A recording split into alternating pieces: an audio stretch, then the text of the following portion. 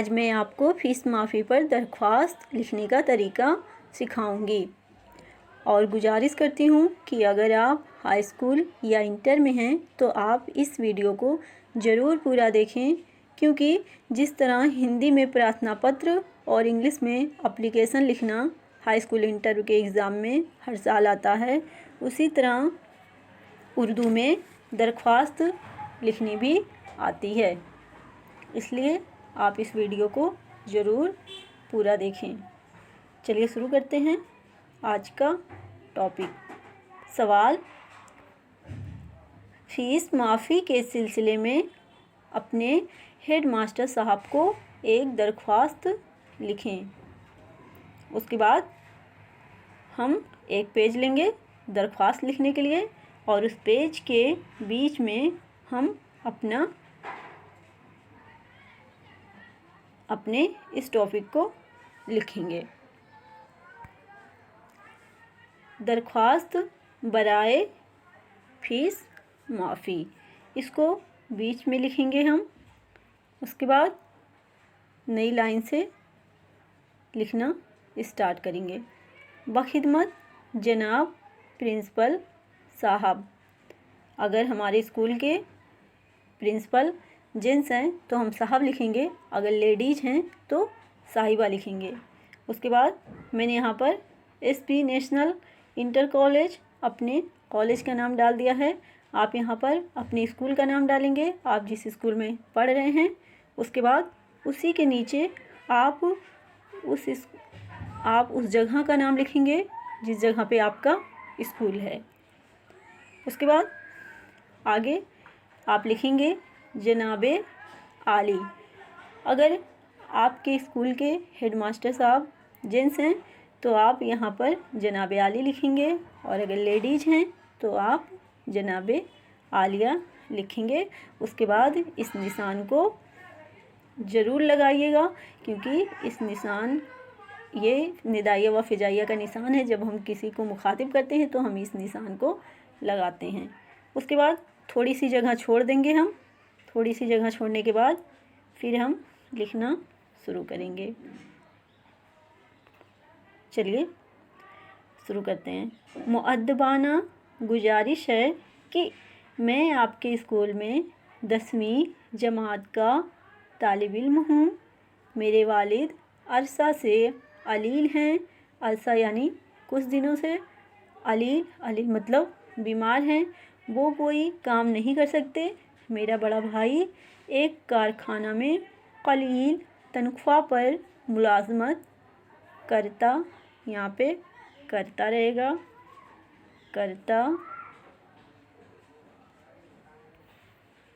यहाँ पे है रहेगा, करता है। कलील तनख्वाह मतलब होता है कम तनख्वाह, यानी कि मामूली तनख्वाह पर। मुलाजमत यानी नौकरी करता है। उसके बाद उसकी आमदनी घरेलू अखराजात के लिए नाकाफ़ी है। माँ कपड़ों की सिलाई करती है। इन हालात में 3 भाइयों की तालीम का खर्च भी वालिदैन को बर्दाश्त करना पड़ता है। फुल स्टॉप लगाएंगे। उसके बाद नई लाइन से लिखना शुरू करेंगे। नई लाइन से लिखने के लिए जब हम नई लाइन से लिखना शुरू करते हैं तो उस जगह पे थोड़ा सा खाली जगह छोड़ते हैं, उसके बाद शुरू करते हैं। इस चीज़ को ध्यान रखिएगा। आपसे बशद अदब दरख्वास्त है कि मेरी पूरी फ़ीस माफ़ फरमा दें। आपकी इस इनायत से मैं अपनी तालीम जारी रख सकूँगा, वरना माली दुश्वारियों के बाइश मेरे सरपरस्त मुझे स्कूल जाने से रोक सकते हैं। यहाँ पे इनायत मतलब होता है मेहरबानी, और एक वर्ड आया है बाइस मतलब होता है वजह। उसके बाद मुझे पढ़ने का बहुत शौक़ है। मेरे गुज़श्ता इम्तिहानात के नताइज से इसकी तस्दीक हो सकती है। उम्मीद करता हूँ कि आप मेरी दरख्वास्त पर हमदर्दाना गौर फरमाकर मुझे आगे पढ़ने का मौका देंगे। उसके बाद फुल स्टॉप, फिर लिखेंगे शुक्रिया। शुक्रिया के बाद यहाँ शुक्रिया हो गया। उसके बाद हम पेज के नीचे आएंगे, एकदम नीचे आके फिर हम यहाँ पर लिखेंगे आपका फर्मा बरदार शागिर्द। अगर आप लड़के हैं तो आप यहाँ पे शागिर्द लिखेंगे, और अगर आप लड़की हैं तो यहाँ पे शागिर्दा लिखेंगी।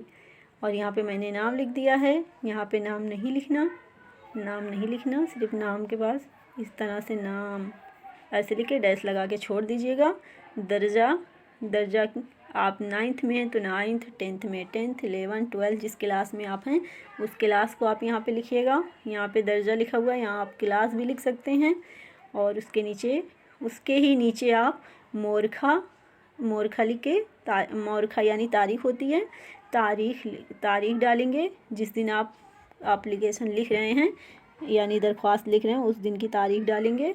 उसके बाद रोल नंबर डाल के आप यहाँ पे रोल नंबर लिख भी सकते हैं, नहीं भी लिख सकते। रोल नंबर ना ही लिखें तो अच्छा है, इसको ऐसे छोड़ देंगे, सिर्फ रोल नंबर डालिएगा। और अगर आप इस तरह से लिखेंगे तो आपका एप्लीकेशन बहुत खूबसूरत लगेगा देखने में। और इस बात का ज़रूर ख्याल रखिएगा कि जिस पेज पे आप एप्लीकेशन लिख रहे हैं यानी दरख्वास्त लिख रहे हैं उस पेज पे बाकी और किसी सवाल और जवाब को ना लिखें। उम्मीद करती हूँ कि आपको एप्लीकेशन लिखना बहुत अच्छे से समझ में आ गया होगा। Thank you watching this video.